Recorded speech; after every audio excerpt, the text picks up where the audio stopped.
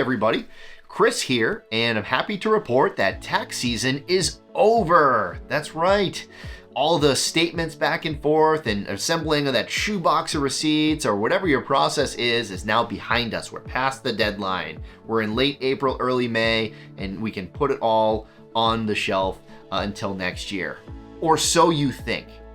And the reason why I say that is because if you're like most Americans who leave everything tax-wise until the last minute and over the holidays where you don't want to be thinking about this stuff, you're sitting there putting together your statements or putting all your receipts into a box, and then you show up at the accountant's office for your appointment and you just dump it on his or her desk and say, file this.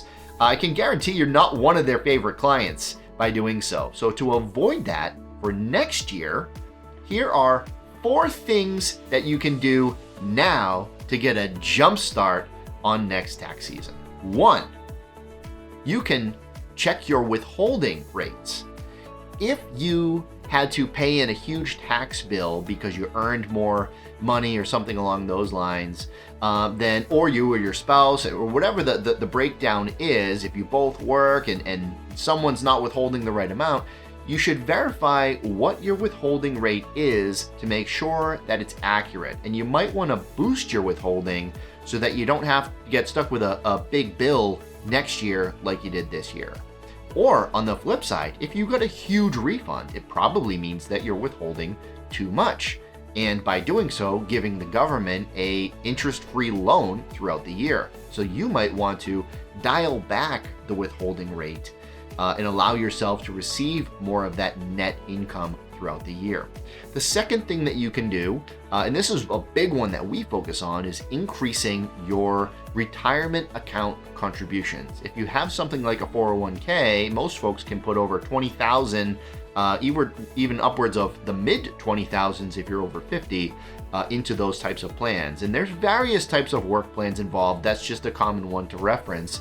Let's talk about your particular situation before you make any decisions on it, but the concept applies. You might be able to put more into your retirement accounts and defer taxes on income, lowering your tax liability. It's a great strategy. We help folks do it all the time. So that's another way to save on your taxes next year and something to be thinking about. Another way to put that too is if you don't currently have one or haven't started contributing, start now. The earlier the better. The third thing to think about is what tax bracket are you in? And if you happen to, as inflation and wage growth has started to develop, you might be making more this year than you did last year.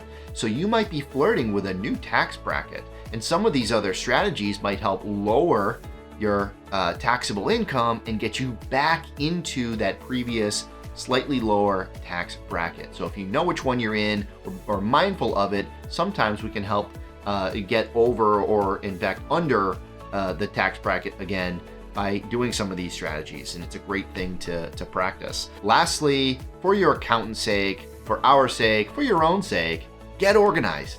The proverbial shoebox in a lot of cases is a literal shoebox.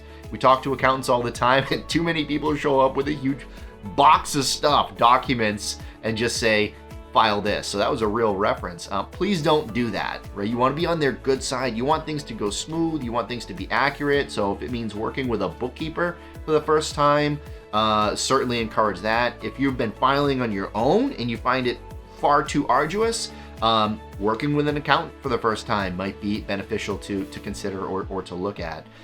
There's plenty of software and applications out there to help you put everything together.